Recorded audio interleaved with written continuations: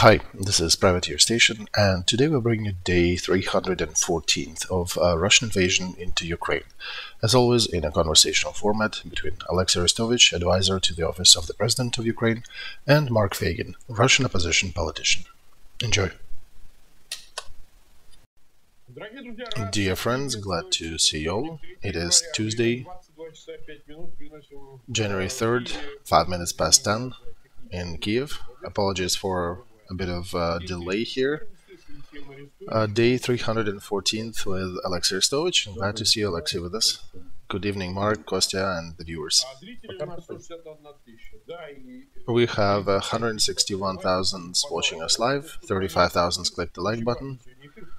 Please share that stream. This is important. It's on the verge of the action to support Mikhail Saakashvili on the 4th, so it is important to share the message as wide as you can. Please do not forget to subscribe to Feigin Live, to Olexiy Arestovych, and to the Privateer Station if you are listening or watching that in English. Alright, let's start with the news. Kherson, right? Looking at the map. Okay. So, in Kherson, Big Potemkin Island. Remember, several days ago we talked that Putin troops were dumped there, about 2 battalions. Yesterday, Ukrainian military planted a flag there. A question, what happened to 2 Putin's battalions? Okay, a question, what's up with them? There are no more battalions. So that kind of remained in the shadow. Very few people are talking about that, but now they had 2 battalions, they don't have them now. Of course, we did not take that island because otherwise we will probably face the same destiny for our troops, but planting the flag I think is good enough a symbol. So, same situation as in Kherson, they are shooting us, we are shooting them. We have some good successes, and we haven't been live since 29th, right? 4 days. 4 days we're out. So our guys managed to shoot quite a few good targets. I understand we'll be talking about Makeyevka, but similar cases like Makeyevka, only a bit of smaller case. I know just off the top of my head 5 happened in the last 4 days. 1 in Tokmak, couple in Kherson, 3 in Donetsk, Lugansk. That's when we shelled and hit mobilized troops along with ammo dumps nearby. Did you use HIMARS? Well, that's what they write in the open sources. It doesn't matter, right? What exactly did we use to shoot them up? Well, it kind of does, like, say, Konashenkov, the speaker for the Russian military, keeps saying that you don't have any HIMARS left, that they keep destroying every HIMARS you receive. Well, we cannot take his messages seriously, but okay, I understand your angle. Do you remember the forgotten word, regrouping? It became very actual now for Putin's military. This is what's going on with new people and new equipment in Melitopol and Tokmak. Not many, but they keep throwing more troops in. Company there, battalion here, some equipment. These are the ones that were withdrawn to be refitted with mobilized. So these detachments usually have a core of remaining military, and then they were added and beefed up with new mobilized.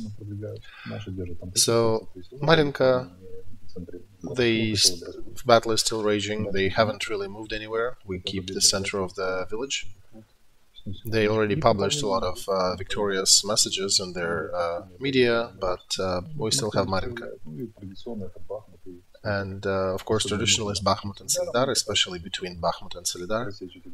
They're trying to split these towns apart, and there are very serious fights happening there. Essentially, this is the direction of their main attack right now. In general, the front line is not really moving.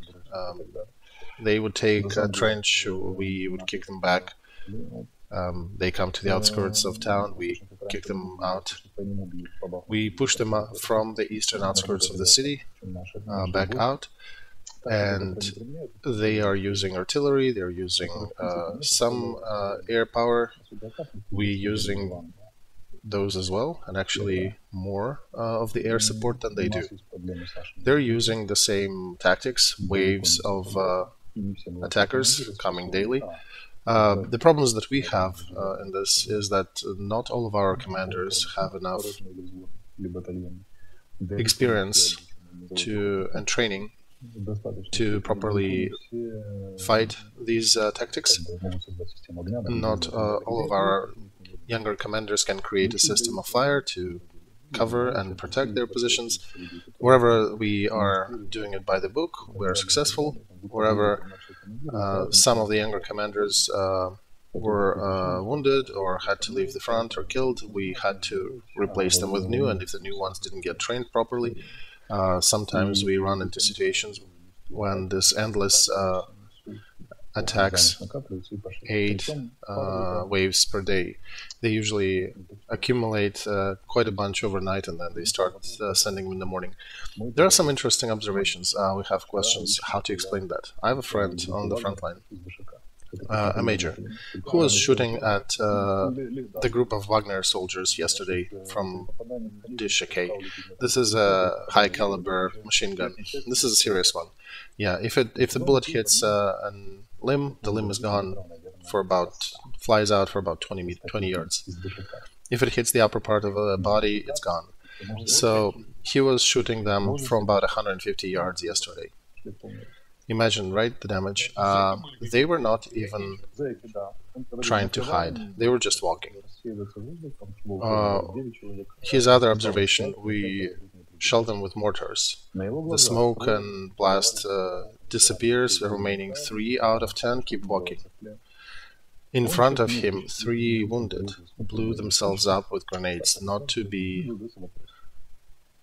captured. So he has seen a lot of things. He is not an emotional one, but he is asking questions.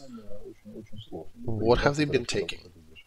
Because a human should have a different reaction when he's being shot at from high caliber machine gun. So this is part of the bottlenecks for us. We need people with steel nerves and with good training.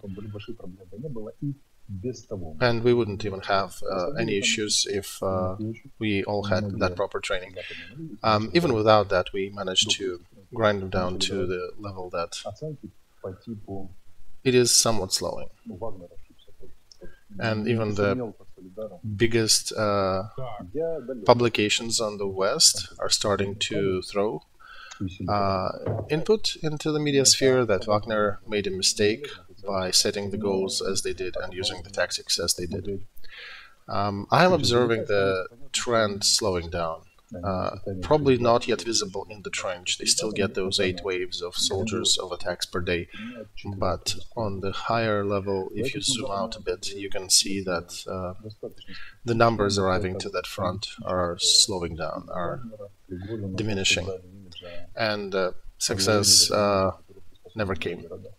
So whatever Wagner tried to create there, an image that they can actually capture towns, they pushed away Russian military proper and decided to show that they can do that, how to do that, and they have failed miserably so far.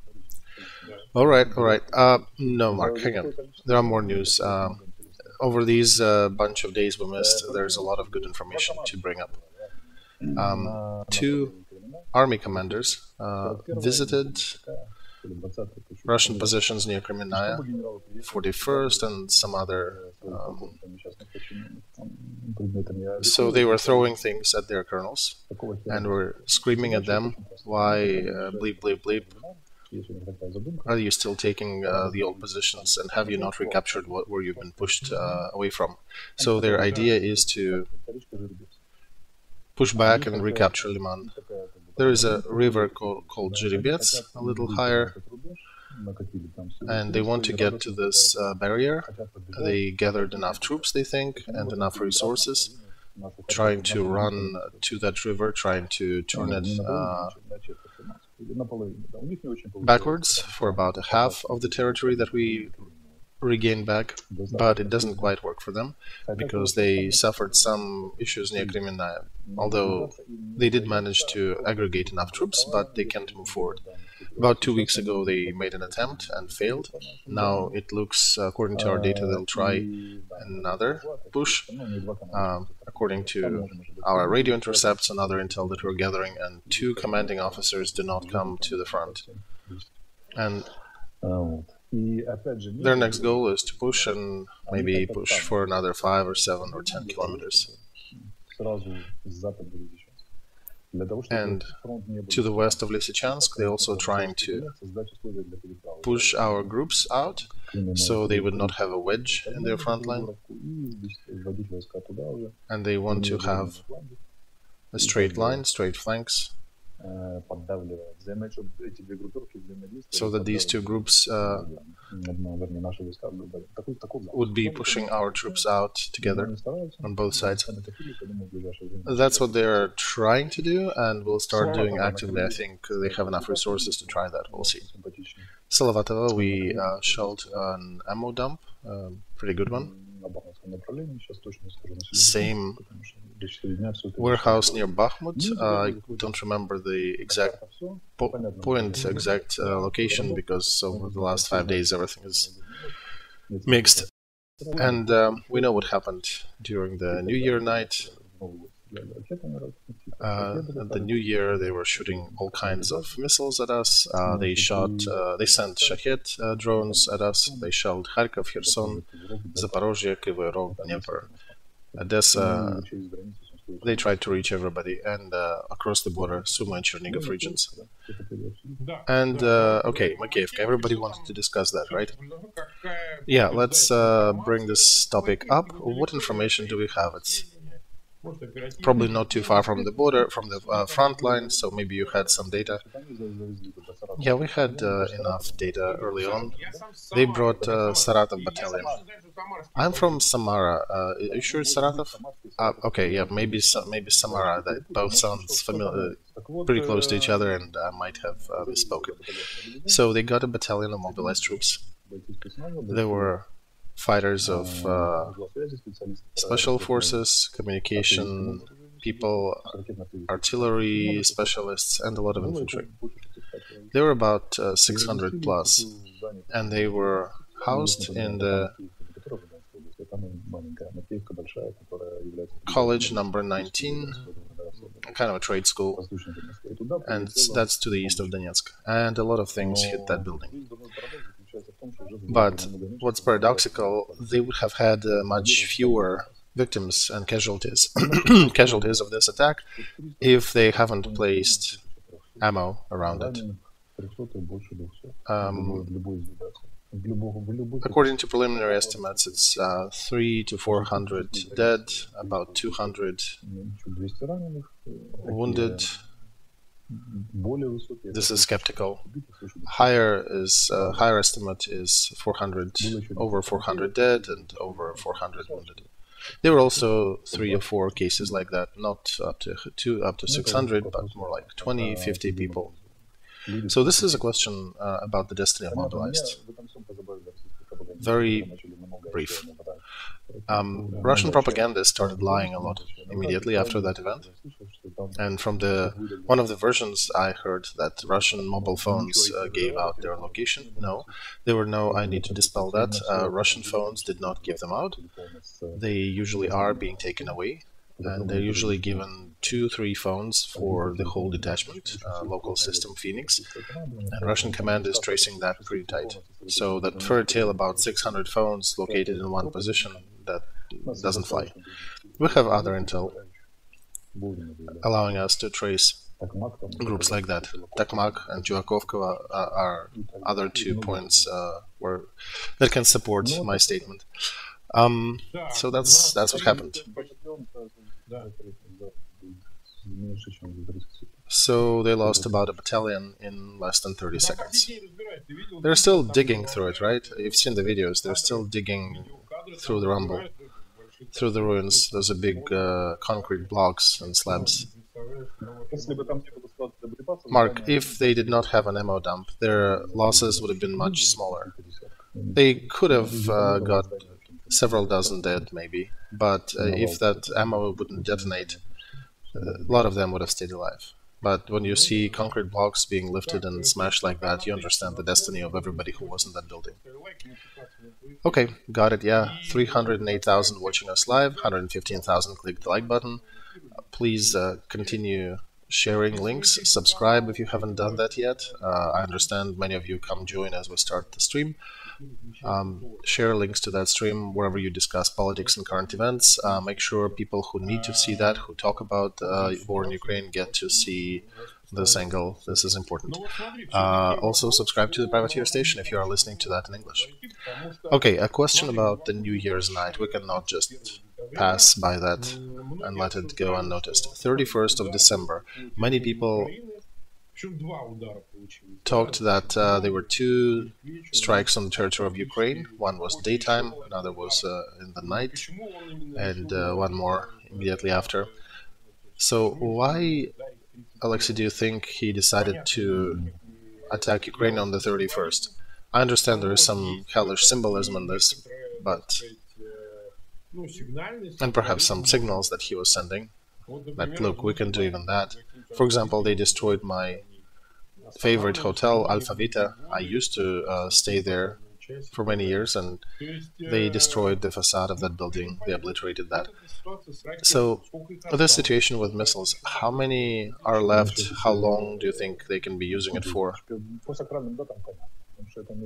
Okay, Mark, so about the sacred dates, we understand. These are people not even, they're even lower than street gangs.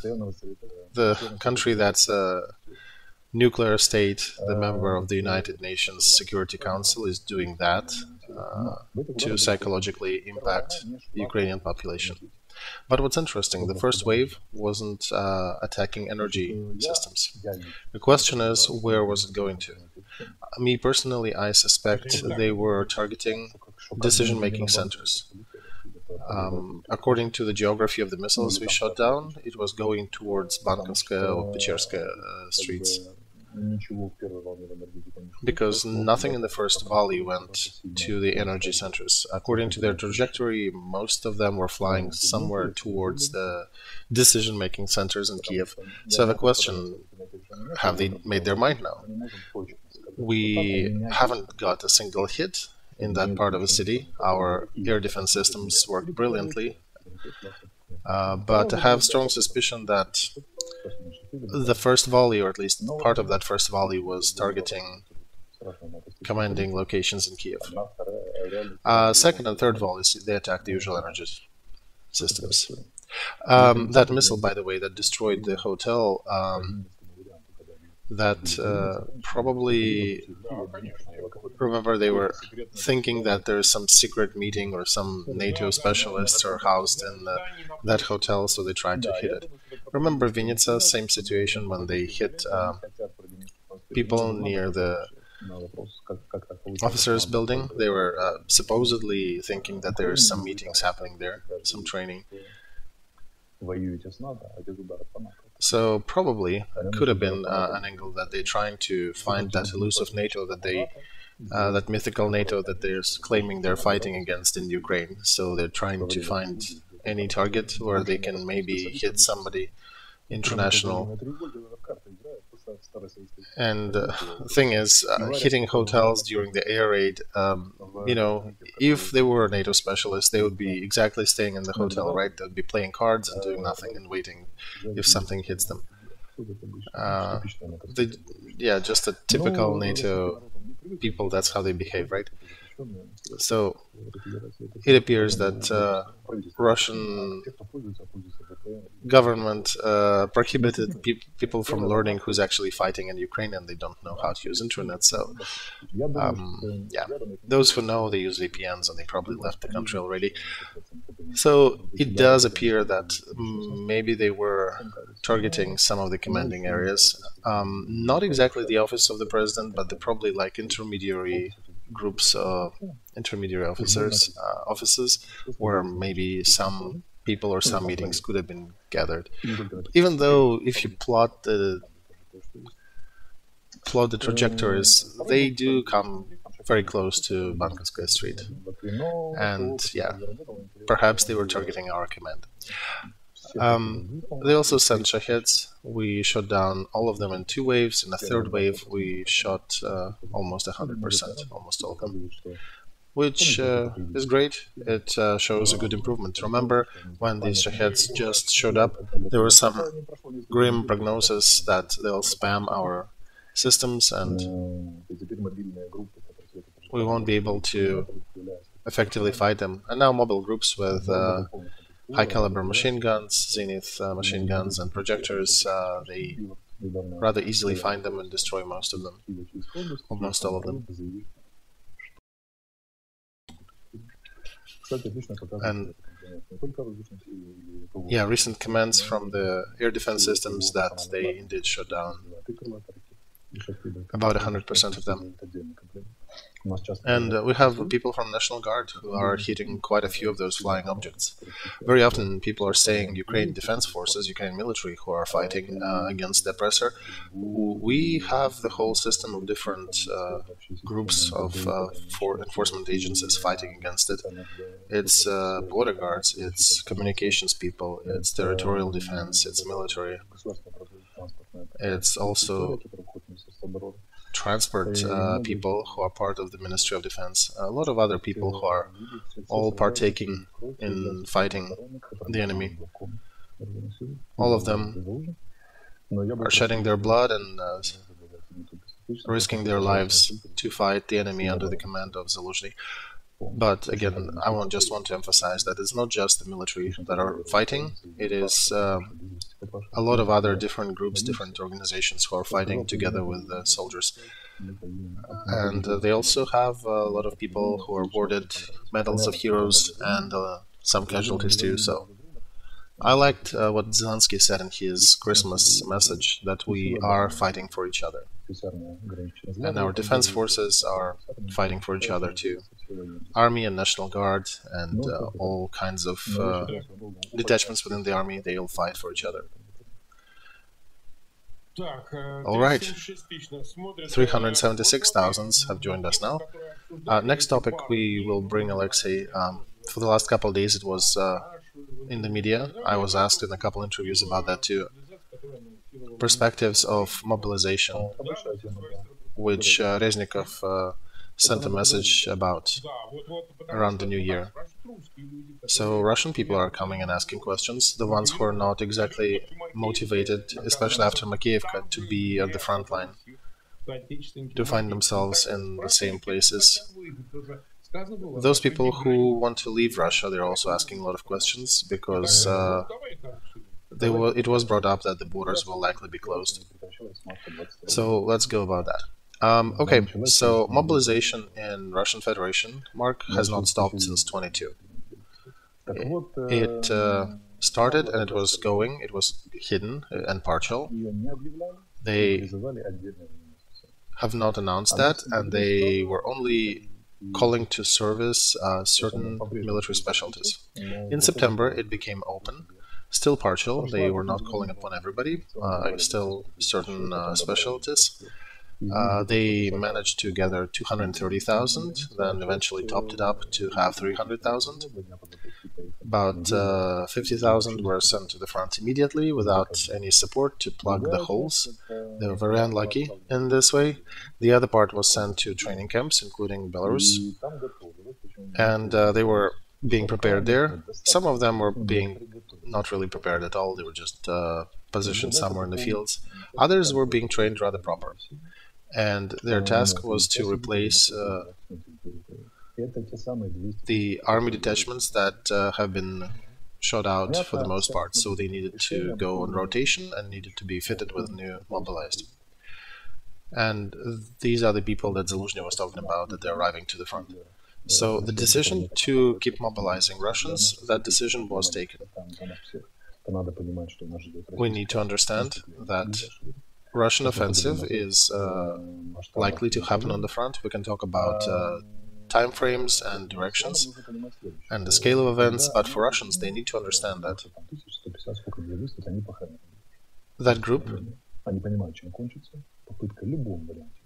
whichever has already been on the front, they basically burned it. The 200 that are coming now, they already burned them in their calculations as well. Whatever they're sending now, they're much less prepared and more ill-equipped than the ones who started this campaign. We should remind people that Putin doesn't have military objectives in this war. He is fighting not to win objectives here, he is fighting for his personal and political survival. He needs to stall this war that he can sell as a victory, because otherwise his political defeat will turn into physical defeat. He had murdered quite a few people within Russia already. And any political death immediately transfers into the physical death. In his case, it's up to 100% probability. So he is murdering you, Russians, to stay alive. So they basically wrote them off. The first wave of mobilized, they're goners on their numbers, and they need a new wave. And that's what's starting from the 5th of January. And they're discussing the time frame, they're discussing when. They already made the decision, according to our data, to close the borders, but they need to gather a big group of people. They understand that probably another million will flee the country when they announce another wave. A border with Kazakhstan, you can go across in a million places. No border guards will intercept you, and Kazakhstan is welcoming people influx into their cities because it's usually not the dumbest people with money. So you can technically cross the border into Kazakhstan even with closed borders, but if they're completely open, that's really a free-for-all.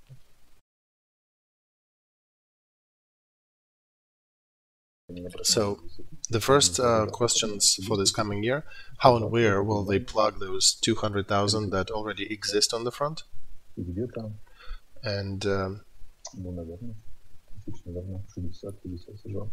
the problems related to the new conscription.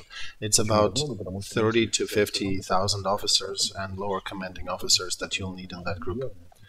Problem is that these people they don't have.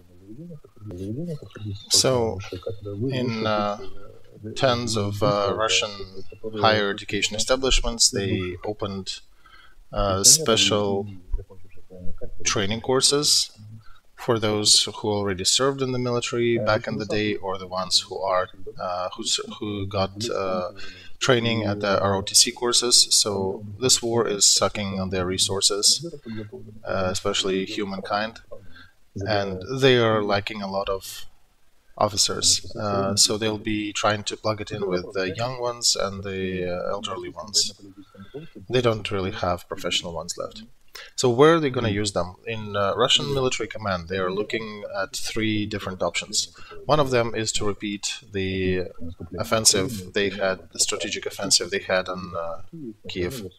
A similar group as at the beginning ran at Kiev, Sumy, Chernigov, Kharkov, and we try to push that again. This is complete suicide, but you know, that's beautiful in their mind. Did you say beautiful? Yeah, according to their, that's exactly what I heard. That's how it is presented. And we will overwhelm you, you cannot hold us on the northern borders, etc., etc. I'll say right away that we'll be killing them as much as we need and we'll stop them at the border.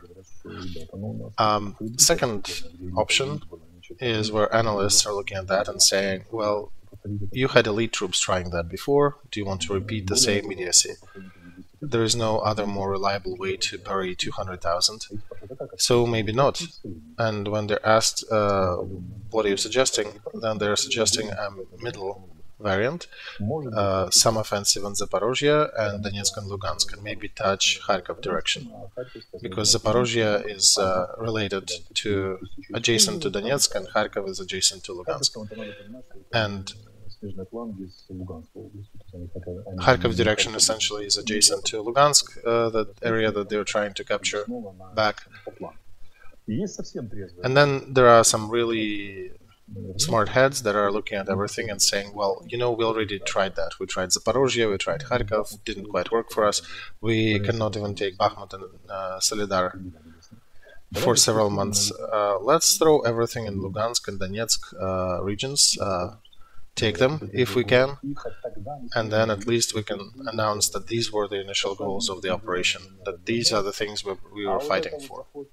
And all these other maneuvers, attack near Kiev, Sumy, Kherson, this was only to destroy the evil NATO groups that were ready to attack Crimea and our borders, and we went there to clean them, and then we also accepted 4 territories, 4 next territories into Russian Federation to have some bargaining chips with the West. So this is what being suggested by the most logical of their command. And we understand that overall the chance of these 200,000 changing the front are very foggy, but if they drop all of them near Solidar, it would be pretty tough for us on that part of the front.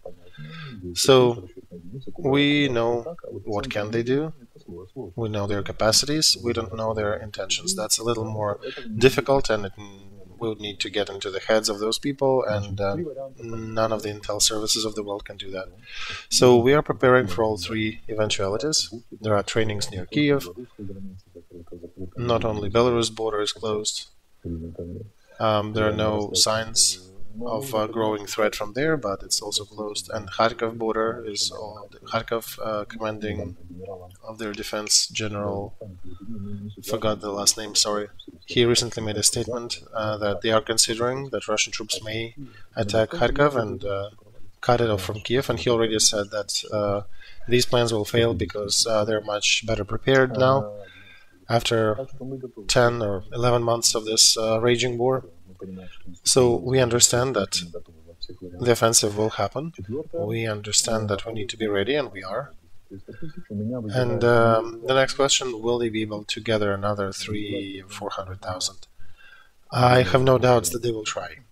I have concerns about where they will get weapons, clothes, and food, and what will be their core forming structure, because if the actual cadre military or what's remaining of them now will be buried in this offensive, who will be commanding that new group? But in any case, if they start defensive tomorrow, it'll take us at least 2 months to grind them down, so that pushes it out to April at least. Any motion further, if they start in February, just add 2 months to that. If they attack in February, then we should be done with them by June. If they attack in March, we'll go to July. If they start in April, May, we'll go into July, August.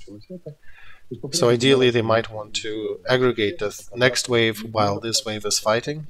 And I think their ideation is to gather and wage this war in such a bloody manner until we start crying or the West starts crying. For dear Russians, it means only one thing.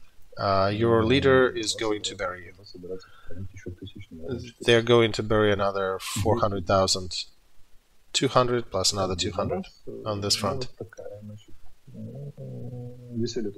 For us, it's a difficult news. There is nothing to be happy about, because they're buried 200,000. It's at least 20,000 of ours buried. And if it's 400,000, then 40,000 of our own troops who probably will die killing them. But current society polling still shows that we're at 90+% united against the enemy. We're fighting for our land. We're fighting for our future. And having the West backing our budget for 2023 and military budget, this is not the last help. This continues going. The military-industrial complex is increasing their output of the West, and slowly new types of equipment are seeping into our front from the West. So the only conclusion I can make out of that is that military, FSB, and analysts keep lying to Putin. This is one of the versions that the Western press, Olexiy, is also talking about, that Putin doesn't quite get the gravity and the whole picture because he's being informed differently. Yeah, exactly, Mark. I think he's being systemically misinformed because if he would get the real picture, he probably would understand that he cannot gather the next 300, 400,000. Well, they can gather them. They can get these people, but they cannot equip them. And if you look into more details, a lot of media sources on the West, a lot of one of the European politicians today, I'm trying to remember, was it Italian? Sorry, it was such a flow of information last few days. But you can look it up by the statement who done it. He made a statement, the next few months will be decisive. Why is everybody talking about these months being decisive?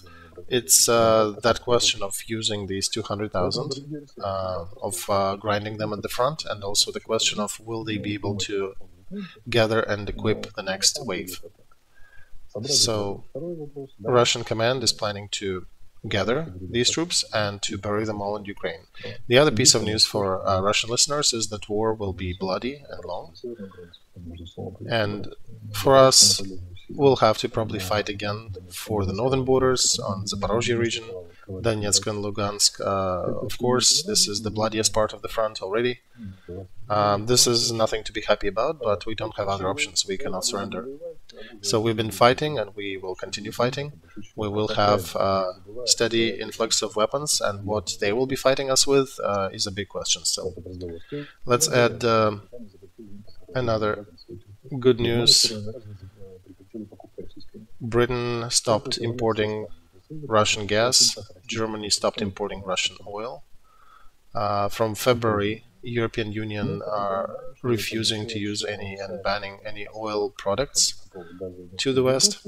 So all that system that Russia had to supply the West with oil and energy sources will be dormant for a while, and they cannot be dormant. The system starts to deteriorate real fast when it's not working, because it's a very difficult technically proposition, and it needs to be serviced as well. And stoppage of supplies to the West basically drops the income of the Russian budget significantly. So look, Putin, in order to stay alive, he wants to put 500,000 of you in the graves, and that all on the background of a huge budget deficit that will only be growing. And probably to the level where they will not be able to maintain their budget obligations by summer on the territory of Russian Federation. And that's the summer when they'll run into deficit with pensions, with salaries and everything. They're already cutting left and right different programs in their budget. Not even development, just even maintenance programs of the most important industries, including healthcare and pension funds, etc. So this story will be joined together with the situation where your fathers, brothers and sons, and according to whom they are taking, even grandfathers now, and your income will be, and your currency will be dropping. So, and that's done for what? To push Ukraine to negotiate? We won't. We will not negotiate until at least one Russian soldier is present in our territory. And sooner or later, everything will be like in Makiivka for everybody who comes to our territory.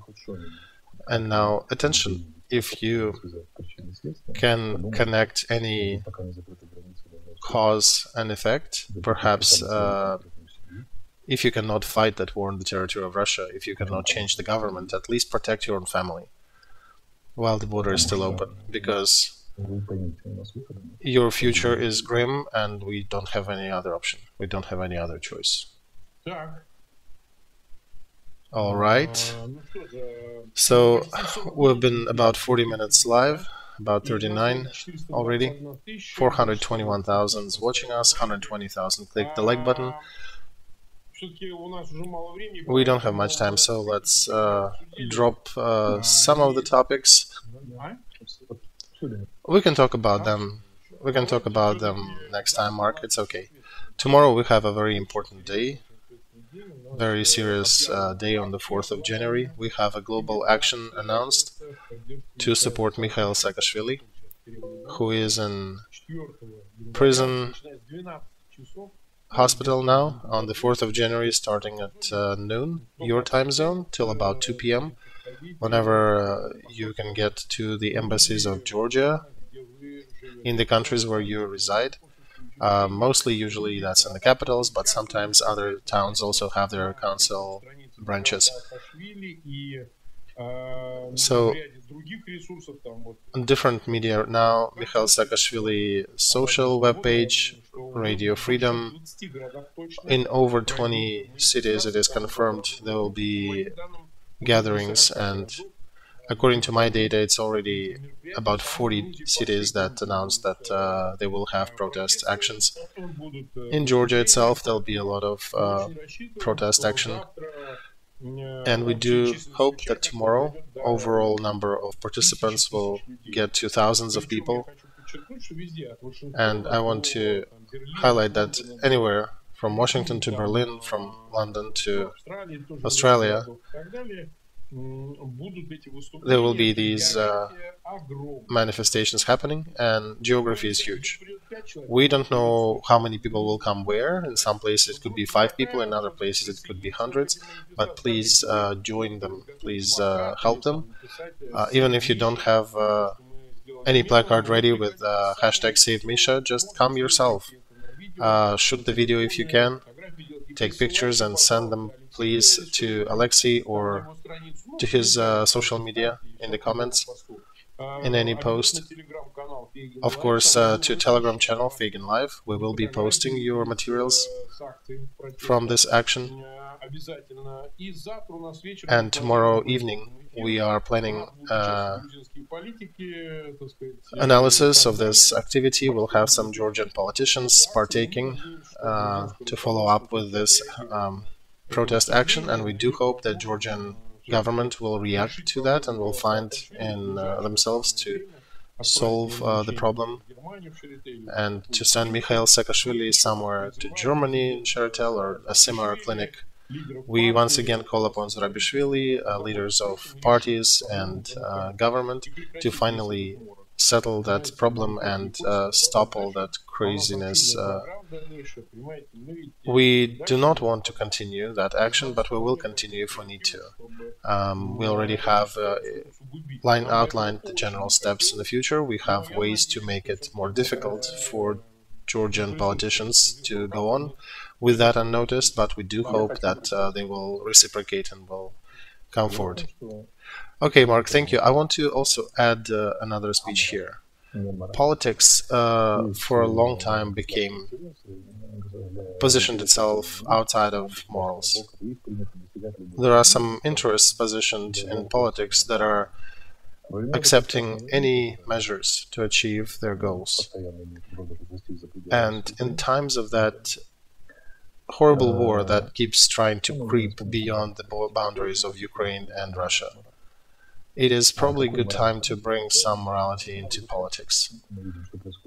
It starts to come back a bit.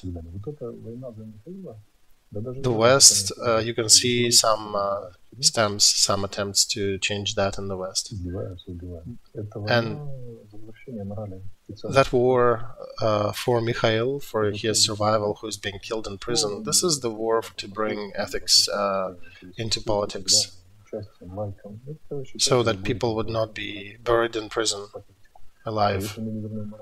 And if we cannot bring that back into politics, I would have a very grim prognosis for our civilization if our politics continue to stay immoral. If we manage to succeed, and this is depending on each of us, we actually will have a chance. Not only like Georgia, Ukraine, Russia, Australia, United States, in general, as humankind.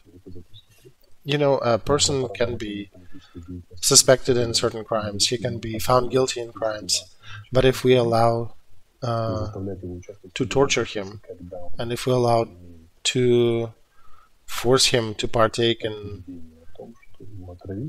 judicial proceedings when there is a confirmation that he was poisoned, these actions can be qualified as torture, as a pretty severe torture practice. And this is due to the lack of morality in these policies, in this politics. And this is done by politicians who announce that they want to join European Union. So let's try, this fight is an attempt to bring back the ethics into politics by trying to defend a person whose name is Mikhail, who is being murdered now in prison, and whom we have a pretty good chance to defend, because the authorities of Georgia will probably not be able to withstand the overall world pressure and even all their mutual love with Putin, who hates Saakashvili and who would love to see Saakashvili dead. This action might overwhelm their ties with Russia and might force them to resist whatever Russia wants them to do. When there is a serious public push, politicians react. When there is no serious public push, politicians usually do not and go by in their own merry ways and their own corrupt ways. So our task is to demonstrate global participation in destiny of Mikhail, and then there is a good chance that they will stop this torture and send him to treatment. And internal affairs of Georgia remain their internal affairs. If they still want to bring him to court, it's up to them, but first let's treat him, make sure he is healthy and in good condition, and then you can do that, if that's what your law requires. But do not torture him and do not murder him while he is imprisoned. Make your mind. Are you bringing him to justice or are you murdering him? There is a big difference. Alright, we thank all our viewers who joined us today. We thank Olexiy Arestovych. Our next stream is going to be a day after, right? A day after, on the 5th. So we invite you on the 5th with Olexiy. On the Privateer Station side, we'll be catching up with earlier streams from between the holidays, and we'll post a couple of those when they'll be gone. Goodbye, everybody, and see you in the next stream.